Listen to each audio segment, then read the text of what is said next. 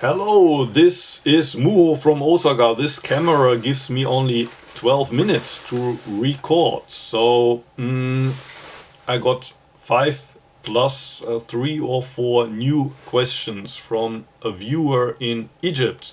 And I read the 4th question last time. It ended with the question, what does it mean to let go of the self? And there was also relation to that famous saying, Zen is good for nothing. You even have to let go of this thought that I want to attain enlightenment. I need to reach nirvana. But what does it mean? And my answer to that question is, I think your understanding is quite accurate. To let go means to take a break from the game about winning or losing, the game about good or bad, the game about being stuck in samsara and having to reach nirvana. To let go means to take a break from that game, leave the map that we have in our head, the world as we have constructed it since the time we were 2 or 3 and started to say me and you. 2-year-old kids still don't know what that means, me and you. But at one point, at age 3 or so, we understand, oh, this is me. Or, well, in Japan you point to your nose. Interesting. When you say me, you point to the nose. In the West we point to the breast. Anyway, that's me, and that's you.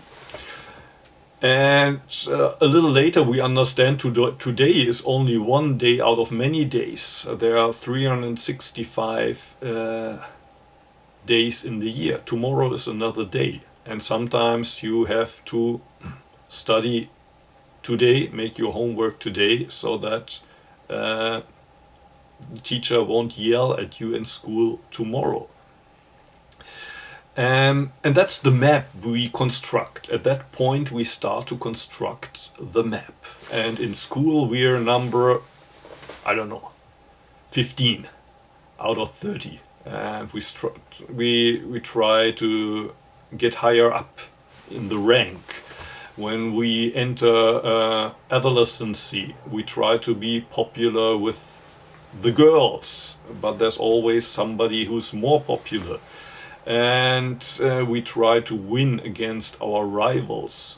That's the game we play. And later, when we get adults, we play the same game at the workplace. When we have kids, the kids become pawns in our games. We try to prove ourselves with my son is in that university, my daughter is doing this and this. But it's still about my game. And for me to let go means to take a break from the game. And I mean, often we still continue with the game after we take up what we call practice. That's the spiritual game. Now I'm sitting for 3 years. I made these and these experiences. I'm more relaxed now. I'm less nervous. I'm more concentrated at the workplace. I gained all these things from my practice. And now I'm a teacher. I have responsibility for a dojo. I have students. I have 12 students. How many do you have? It's the same game that people play at YouTube, Twitter, Facebook. How many followers do I have? How many likes do I get? So one thing that's important when we talk about letting go is don't turn Zazen into a game where you try to gain points. It's not about the amount of koans that you solved. It's not about the amount of teachers that gave you Dharma transmission. You all know the profiles of some bloggers that say, I got Dharma tradition from Roshi so and so, but I also got tradition from this Lama in the Tibetan lineage, and I'm also a teacher in the Ashtanga tradition. Great for you. Wow, you play a good game, but you you obviously haven't realized that there's also a way to quit the game. But back to my answer. To let go means to take a break from the game, leave the map. I was talking about the map, what we constructed.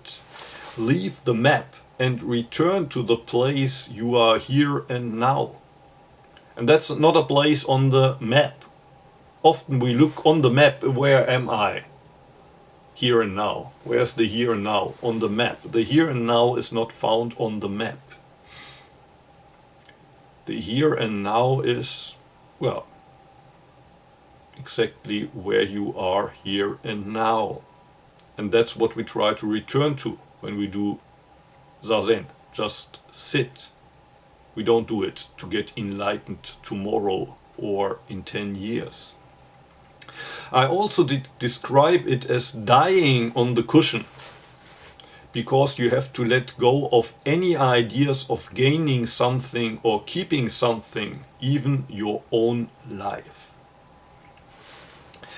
And now comes the fifth question, which is the last question in the first email I received from Egypt. The fifth question is as follows. What is the Zen attitude towards death? Death is something certain, and we often go through our days not thinking about it. In fact, it seems as if it is a necessary thing to do for society to function, because operating jobs with goals and aspirations, along with being aware of the constant threat of death, would be unbearable, since death sucks the meaning out of these dreams in our head. So we have to forget about death in order to function in society. We have to pretend that death doesn't exist in the first place, because otherwise the whole game would lose its sense. But at the same time, one cannot sit down and just think about death all the time, even though this is a practice in the Pali Canon called mindfulness of death. So that means that you would sit in front of a corpse to remind yourself, well, that could be me next year, or at least in 30 or 50 years. The result of that would probably be madness. If we think of death all the time, we would become mad. How does Zen overcome death, but at the same time, from what it seems to me, does not ask for us to retreat from life and only be fixated on death? How can one live in the world knowing that everything is desire and yet finding any motivation to live in the world in the first place? So at the one hand, we should be aware of the fact that we are dying. On the other hand, in my words, we want to return to the table. What motivates us to return to the table if we are aware that the game is going to be over sooner or later anyway? That's how I understand this question. What keeps us motivated? And my answer to that question is as follows. When you die on the cushion, that means that when you just sit, you let go of everything. And often in that moment you experience, I don't have to fight myself through. And there's also no need for me to escape from the pain. You let go. You die to the pain in a way. You allow the pain to swallow you up. When you die on the cushion, you might realize that life and death are just the two sides of the same coin. You do not live now and die in the future. but you are living and dying right here and right now. You have only this one moment, and to live this moment means to die in this moment. For me, that's the essence of a very short but important chapter that you find in the Shobogenzo. The Japanese title is Shoji, which can be translated life and death, or also life as death, death as life, or life death would be maybe the most literal. And Uchiyama Roshi, he writes the two characters that you use in Chinese and Japanese to write shoji.